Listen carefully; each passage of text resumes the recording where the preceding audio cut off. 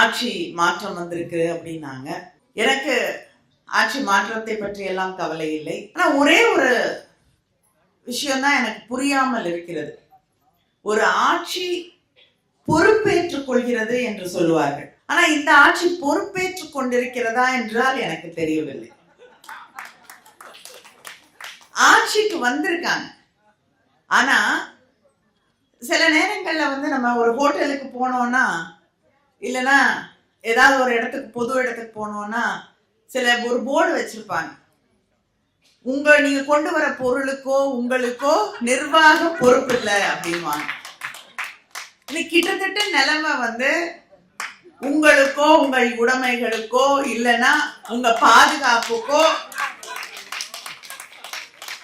எங்களுடைய ஆட்சி பொறுப்பில்லை என்று சொல்லக்கூடிய ஒரு நிலையை நாம் பார்த்து கொண்டிருக்கிறோம். திரும்ப திரும்ப திரும்ப ஒரு தேர்தல் மனநிலையிலிருந்து வெளிவராமல் திராவிட முன்னேற்ற கழகத்தையே திரும்ப திரும்ப திரும்ப குறை சொல்லிக் கொண்டு நீங்கள் இன்று பொறுப்பேற்று இருக்கக்கூடிய நிலையிலே இருக்கிறீர்கள் என்பதை மறந்துவிட்டு பேசும் பொழுதுதான் உங்களை நம்பி வாக்களித்த மக்களுக்கு நீங்கள் நியாயம் செய்யவில்லை என்பதை புரிந்து கொள்ள வேண்டும். இந்த நிகழ்ச்சிக்கு வந்திருக்கக்கூடிய வெல்லும் தமிழ் பெண்கள் உங்கள் அத்தனை பேருக்கும் என்னுடைய வணக்கத்தை, நன்றியை, வாழ்த்துக்களை தெரிவித்துக் கொள்கிறேன். ஏன் இன்னைக்கு தலைவர் கலைஞர் அவர்களுடைய பிறந்த நாளை நாம் வெல்லும் தமிழ் பெண்களுக்கு தேர்தல் நேரத்திலே எல்லா பகுதிகளிலும் தமிழ்நாடு முழுவதும் இருக்கக்கூடிய எல்லா இடங்களிலும் தன்னுடைய தேர்தல் களப்பணியிலே மிகச்சிறப்பாக பணியாற்றி இருக்கக்கூடிய பெண்களுக்கு நன்றி தெரிவிக்கக்கூடிய வகையிலே மகளிர் அணியின் சார்பிலே கொண்டாடி கொண்டிருக்கிறோம் என்று நீங்கள் கேட்டால், தலைவர் கலைஞர் அவர்கள் நமக்கு நம்முடைய உரிமைகளுக்காக போராட வேண்டும் என்று சொல்லி தந்த ஒரு தலைவர் இருக்கிறார் என்றால் அது தலைவர் கலைஞர் அவர்கள். எப்படி தந்தை பெரியார் அவர்கள் இந்த சமூகம் பெண்களை சுற்றி வடிவமைத்திருந்த அத்தனை அந்த சோஷியல் மானிட்டரிங், சோஷியல் அது சமூகம் நம்மை சுற்றி தகவமைத்திருக்கக்கூடிய நம்மை சுற்றி இருந்த அத்தனை வேலிகளையும் உடைத்து கொண்டு உங்களுடைய உரிமைகளுக்காக உங்களுடைய இலக்குகளுக்காக நீங்கள் வாழ வேண்டும் என்று சொல்லி தந்தாரோ, அதையே தான் ஆட்சி பொறுப்புக்கு வந்தவுடன் நிறைவேற்றி காட்டிய தலைவர் கலைஞர் அவர்கள். ஒவ்வொரு சிந்தனையும் எல்லாரும் நம்மளை பாராட்டவே மாட்டாங்க. இன்னைக்கு ஏன் இந்த பாராட்டு விழான்னு கேட்டீங்கன்னா, வேற யாரும் நம்மளை பாராட்ட மாட்டாங்க, நம்ம தான் நம்மளை பாராட்டிக்கணும். உழைப்பு தொடர்ந்து பெண்களுடைய ஒவ்வொரு தேர்தலிலும் வீடு வீடாக சென்று ஒவ்வொருத்தரையும் சந்தித்து வாக்கு கேட்பது திராவிட முன்னேற்ற கழகத்தில் இருக்கக்கூடிய மகளிர் அணி பெண்கள் தான். ஆனா நம்ம தனியா கூப்பிட்டு யாரும் பாராட்டுறதெல்லாம் கிடையாது. அதனால யார் பாராட்டினாலும் இல்லை என்றாலும் நம்முடைய உழைப்பு என்னன்னு நமக்கு தெரியும். நம்மை நாம் பாராட்டிக் கொள்வோம் என்றுதான் தலைவர் கலைஞர் அவர்களுடைய பிறந்த நாளிலே உங்களை பாராட்டக்கூடிய இந்த நிகழ்ச்சி தமிழ்நாடு முழுவதும் மகளிர் அணியின் சார்பிலே நடைபெற வேண்டும் என்று முடிவு செய்தோம். அதை தாண்டி ஒரு குடும்பத்துல பெண்களை பாராட்ட மாட்டாங்க. அவங்களுடைய உழைப்பை, அவங்களுடைய அந்த குடும்பத்திற்கு அவர்கள் செய்யக்கூடிய பெரிய வேலைகளை, அந்த குடும்பத்திற்கு அவங்க ஈட்டி தரக்கூடிய பல்வேறு விஷயங்களை யாருமே ஒரு பொருட்டாக பேசுவதே கிடையாது. அது ஒரு பெண்ணுடைய கடமை என்றுதான் இந்த சமூகம் வழி வழியாவே நம்புது. அந்த பெண்ணோட உரிமையை பற்றி பேசுவதற்கு யாரும் தயாராக இல்லை. அதை பேசிய தலைவர் தந்தை பெரியார் அவர்கள். அதற்கு பிறகு தான் ஆட்சி பொறுப்பிற்கு வந்த பிறகு ஒரு குடும்பத்துக்கு நீங்க எத்தனையோ விஷயங்களை செய்றீங்க. ஆனா அந்த குடும்பம், அந்த குடும்பத்துல இருக்கக்கூடிய சொத்துல கூட உங்களுக்கு ஒரு பங்கு இல்லை என்று விரட்டி அடிக்கக்கூடிய நிலை இருக்கிறது. இனிமேல உங்களுடைய உரிமை என்பது அந்த குடும்பத்துல இருக்கக்கூடிய சொத்திலும் உங்களுக்கு உரிமை இருக்கு. அதை போராடி பெற வேண்டும். நீங்கள் அதற்கு ஒரு சட்ட பாதுகாப்பை நான் உருவாக்கி தருவேன் என்று உருவாக்கி தந்த தலைவர் தான் தலைவர் கலைஞர். இங்க பேசும்பொழுது தலைவருடைய எத்தனையோ திட்டங்கள் தொலைநோக்கு பார்வையோடு இருக்கக்கூடிய திட்டங்கள் என்று எல்லோரும் குறிப்பிட்டு சொன்னார்கள். ஹெலன் அவர்கள் பேசும்பொழுது கூட தலைவர் கலைஞர் அவர்கள் இல்லை என்றால் நாம் எல்லாம் இந்த மேடையில இல்லை அப்படின்னு சொன்னாங்க. உண்மை என்னவென்றால் தலைவர் கலைஞர் அவர்கள் ஒவ்வொரு சின்ன சின்ன கிராமத்திலையும் ஒவ்வொரு பகுதியிலையும் பள்ளிக்கூடங்களை இந்த அளவுக்கு உருவாக்கவில்லை என்றால் பெண்களை படிக்க அனுப்பியிருக்க மாட்டாங்க. படிக்கணும் பெண்கள் அப்படின்றதுக்காகத்தான் திருமண உதவி திட்டத்தை கொண்டு வந்தார்கள். பெண்களுக்கு சமைச்சிட்டு வெளியில சீக்கிரம் வரணுங்கிறதுக்காக தான் அந்த பெண்களுக்கு கேஸ் ஸ்டவ் கொடுத்தாங்க. இப்படி ஒவ்வொரு திட்டமும் தொலைநோக்கு கொண்டதாக பெண்கள் படிக்க வேண்டும் என்று சிந்திக்கக்கூடிய, பெண்கள் சுயமாக சிந்திக்கக்கூடியவர்களாக இருக்க வேண்டும் என்பதற்காக, அவங்க படிச்சுட்டு வரும்போது வேலை வாய்ப்பு கிடைக்க வேண்டும் என்பதற்காக அரசு பணிகளிலே இடஒதுக்கீட்டை உருவாக்கி தந்த தலைவர் தலைவர் கலைஞர் அவர்கள். இன்னைக்கு நம்முடைய முதலமைச்சராக இருந்த அண்ணன் தளபதி அவர்களுடைய ஆட்சியிலே அதை அதிகப்படுத்தி தந்தார்கள். இது அத்தனையும் பெண்கள் தங்களுடைய உரிமைகளுக்காக போராட வேண்டும் என்று அந்த உரிமைகளை பாதுகாக்கக்கூடிய ஒரு ஆட்சியாக நாம் தொடர்ந்து தலைவர் கலைஞர் அவர் பேரறிஞர் அண்ணாவின் காலமாக இருக்கட்டும், தலைவர் கலைஞர் அவர்களுடைய காலமாக இருக்கட்டும், கடந்த 5 ஆண்டுகளாக நம்முடைய அண்ணன் தளபதி அவர்களுடைய ஆட்சியிலே எடுத்துக்கொண்டாலும் அது பெண்களுக்கான ஆட்சியாக, பெண்களுடைய வாழ்க்கையை மேம்படுத்த ஒரு மாற்றத்தை இந்த சமூகத்திலே கொண்டு வருவதற்கான ஒரு ஆட்சியாகத்தான் அந்த ஆட்சியை நாம் பெருமையோடு தலை நிமிர்ந்து நடத்தி இருக்கிறோம் என்று எத்தனை தோல்விகள் வந்தாலும் அந்த நேரத்துல கூட எங்களுடைய ஆட்சி இந்த சமூகத்திற்கான ஆட்சி. அடிமட்டத்தில் இருக்கக்கூடிய நம்ம வீட்டு பிள்ளைகள் படிக்க வேண்டும், அவர்களுக்கு வேலை வாய்ப்புகளை கொண்டு வந்து சேர்க்க வேண்டும் என்று பாடுபட்ட ஆட்சி என்பதை தலை நிமிர்ந்து நாம் எப்பொழுதும் சொல்ல முடியும். இந்த சமூகத்துல தலைவர் கலைஞருடைய வாழ்க்கை எடுத்துக்கிட்டீங்கனாலே அவர் கொண்டு வந்த திட்டங்கள் அப்படின்னா நம்ம எண்ணிட்டே போக முடியும். எண்ணிட்டே போனா நாளைக்கும் என்னெல்லாம் நாளானைக்கும் என்னெல்லாம் அந்த அளவுக்கான திட்டங்களை அவர் செய்து தந்திருக்கிறார். அவர் யாரையுமே இந்த சமூகத்துல விட்டு விடாமல் எல்லாரையும் அரவணைத்து அவர்களுக்கான, நாம் சிந்திக்காத, யாரை பத்தியெல்லாம் இந்த சமூகம் சிந்திக்காதோ, மாற்றுத்திறனாளிகளாக இருக்கட்டும், திருநங்கைகளாக இருக்கட்டும், ஏன் தொழுநோயால் பாதிக்கப்பட்டவர்களாக இருக்கட்டும், அவர்களுக்கெல்லாம் இந்த சமூகத்திலே இந்த சமூகம் ஒதுக்கி வைத்திருக்கக்கூடிய பிச்சைக்காரர்கள் என்று யாரை பத்தி கவலைப்படாம இந்த சமூகம் இருந்ததோ அவர்களுக்காக இருக்கட்டும், அத்தனை பேருக்கும் இந்த சமூகத்திலே அவர்களை உள்ளடக்கிய ஒரு ஆட்சியை உருவாக்க வேண்டும், அவர்களுக்கான திட்டங்களை செய்து தர வேண்டும் என்று சிந்தித்த ஒரு தலைவர் தான் தலைவர் கலைஞர் அவர்கள். ஆனா தலைவர் கலைஞர் அவர்களை பற்றி பாராட்டுகள் அதிகமா விமர்சனங்கள் அதிகமா அப்படின்னு பார்த்தோம்னா விமர்சனங்கள் தான் அதிகம். அடிக்கடி நான் ரீல்ஸ் பார்க்க எல்லாரும் அதை பார்த்துட்டு இருக்கோம்ல, அதுல அடிக்கடி என்னோட ஃபீட்ல வரக்கூடிய ஒன்று, ஒரு தொலைக்காட்சி நிகழ்ச்சி, நீயா நானான்னு நினைக்கிறேன், ஒரு இளைஞர் சொல்லுவார், தலைவர் கலைஞர் அவர்கள் ஒரு பத்திரிகைக்கு பேட்டி கொடுக்கும் போது சொல்லியிருக்காரு, இந்த மாதிரி நாம் யாருக்கெல்லாம் நல்லது செய்யறோமோ அவங்க அந்த சமூகமும் அவர்களும் நமக்கு நன்றியோடு இருப்பார்கள் என்று நாம் எதிர்பார்க்க கூடாது. அதை எதிர்பார்க்காம நாம நம்முடைய கடமையை, அவர்களுக்கு மேம்படுத்துவதற்கான கடமையை நாம் செய்ய வேண்டும் என்று அந்த பேட்டியில சொல்லியிருந்தாருன்னு அந்த இளைஞர் சொல்லிட்டு, அதுக்கு நானே ஒரு உதாரணம் அப்படின்னு அவர் சொல்லுவார். எப்படி அப்படின்னு கேட்கும் பொழுது, நான் ஒரு முற்பட்ட சமூகத்தை சேர்ந்த ஒரு இளைஞர்.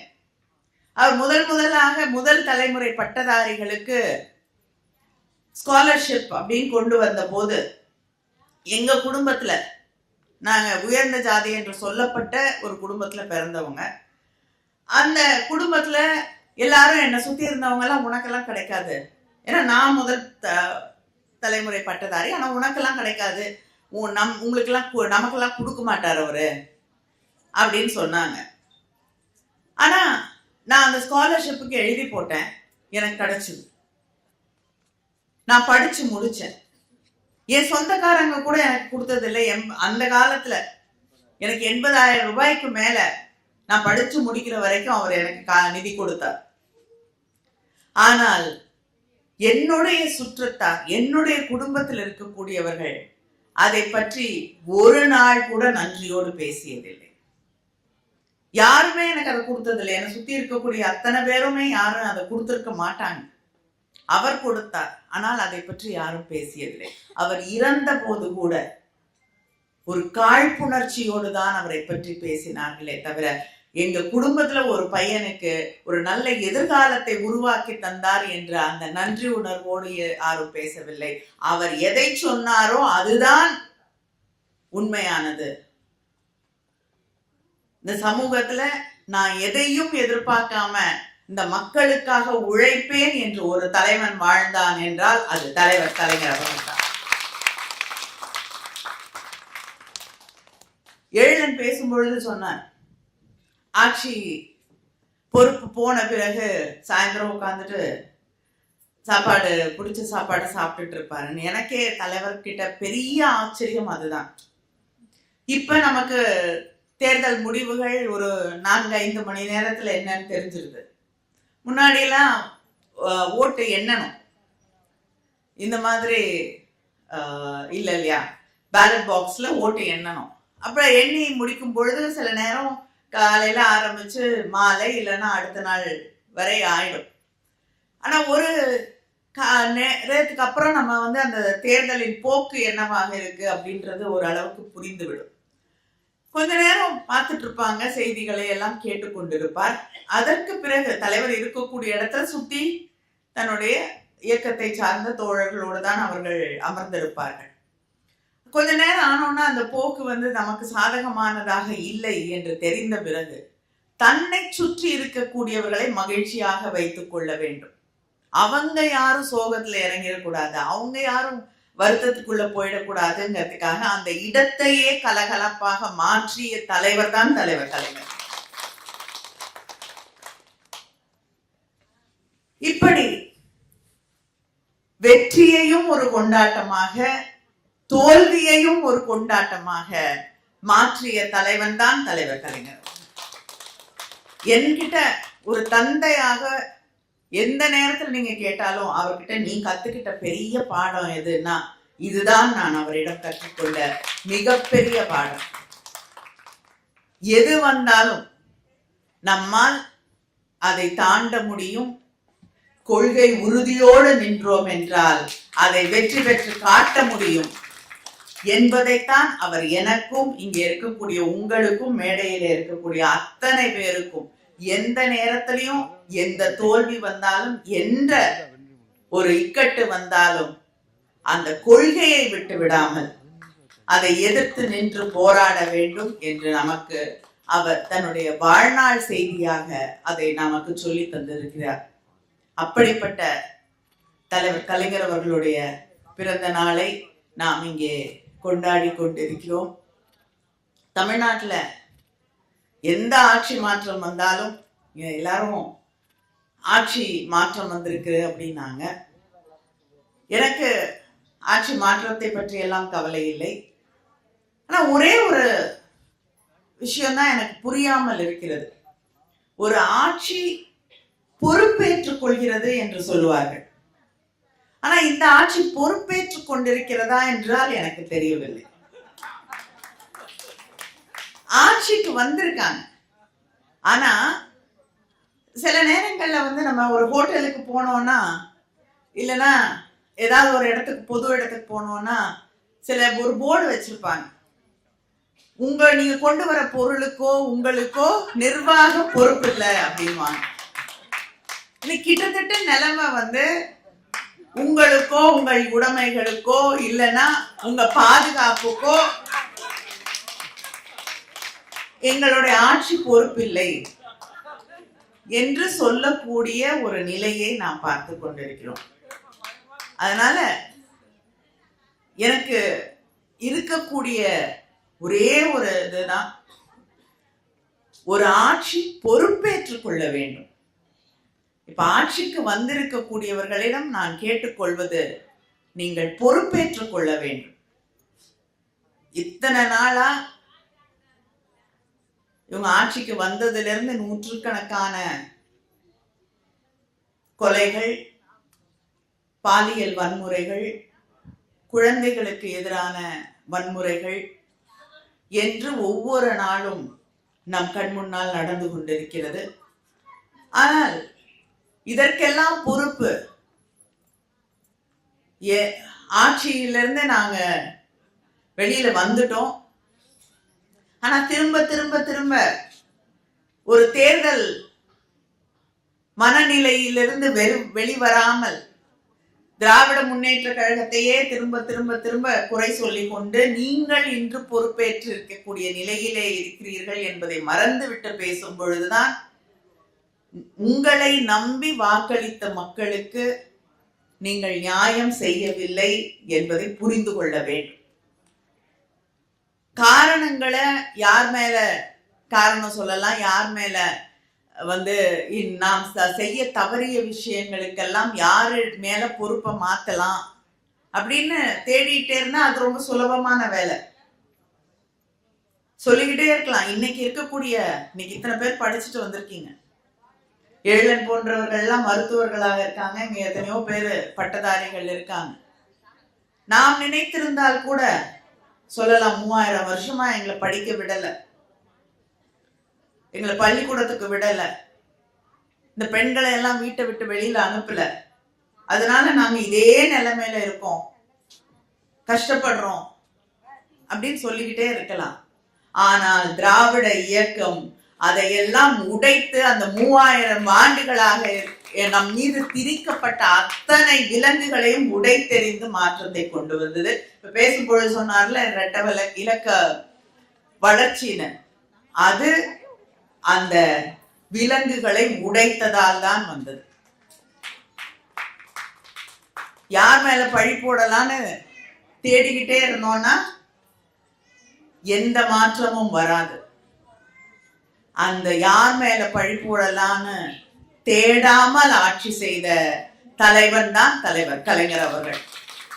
அதனால் அவர் வழியிலே ஆட்சி செய்த நம்முடைய முதலமைச்சர் அண்ணன் தளபதி அவர்கள் இன்னைக்கு ஆட்சி பொறுப்பிலே இருந்தாலும் ஆட்சி பொறுப்பிலே இல்லை என்றாலும் தமிழ்நாட்டை தலைவர் கலைஞர் அவர்களின் வழியிலே தொடர்ந்து நடத்துவார். அதற்கான தமிழ்நாடு ஆட்சியில இருந்தாலும் இல்லைன்னாலும் தன் வாழ்நாள் முழுவதும் இல்லை, வாழ்நாள் தாண்டி இன்று வரை தமிழகத்தின் அரசியல் போக்கை தீர்மானித்துக் கொண்டிருக்கக்கூடிய தலைவர் கலைஞர் அவர்கள் தான்.